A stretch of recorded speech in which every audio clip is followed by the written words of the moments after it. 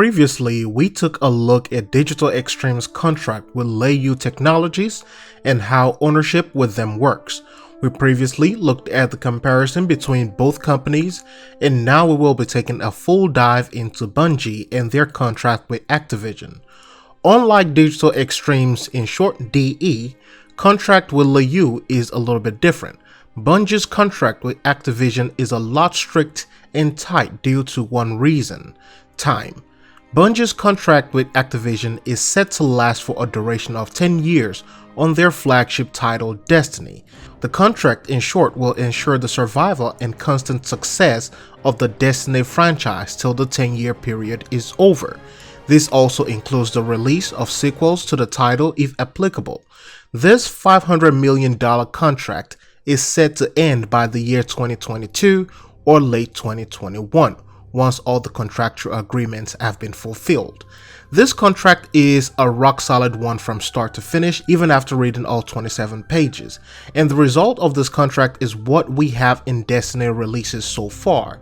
As we explained in the previous video, contracts like this is often dangerous due to the fact that the publishers will always have the intent to get more for their investment in any way possible. These contracts are also filled with clauses that states that the studio must generate or exceed a certain amount before that 10-year period is over.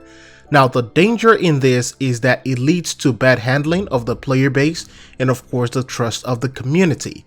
This means the Bungie will either have to become aggressive to meet their goals early and ease up later, or the second option, which is to ease up on the community and risk not making the required profit. Not making the required amount demanded by Activision at the end of the 10-year period means that Bungie will have to sign an extension till they fulfill the initial contractual obligation. This is also what some would call an ironclad contract because it was strong from start to finish, no loopholes anywhere as far as I can see. Bungie will be sued into bankruptcy if they ever try to break it or don't meet the requirements and decide to go with another company. And for this reason, people will say that Bungie signed a deal with the devil.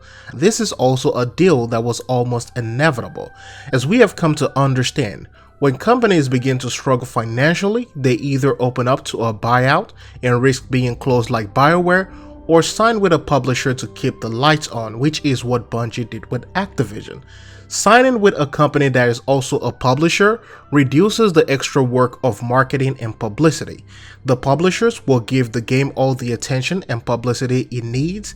They will also pay for ads instead of the basic coverage from typical YouTubers.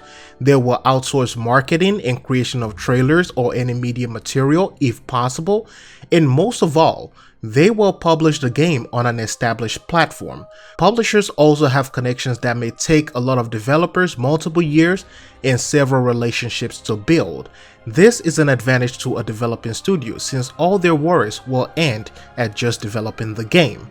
This deal is considered bad due to the recent events, the aggressive practices in the in-game market known as Eververse, the prices of the expansion, and the compilation of old and new items.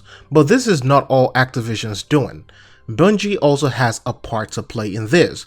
Though their creative control is not as open as Digital Extreme's, it is up to the developers to determine how they monetize the product. While Activision demands that the game be monetized and yield a certain amount, Bungie must decide which mediums and currency to use. The Eververse debacle damaged the company's reputation and could have led them to a contract extension. If the player base leaves or start to distrust the studio, then Bungie might not be able to accumulate the desired amount at the end of the 10-year period. In other words, this is a business, and the main difference there is that where companies like Digital Extremes have more freedom to create, Bungie is on a timed contract that demands more from them. This means that Activision wants to get a triple or quadruple their investment before the 10-year period is over. Now, I hope this video helps you in understanding Bungie's contract with Activision. If you would like to read more on this 27-page contract, check out the entire contract in the link below. This contract also specifies who owns the Destiny franchise once the contract is over. Thanks for watching. Hope you find it informative. I'll see you in the next one.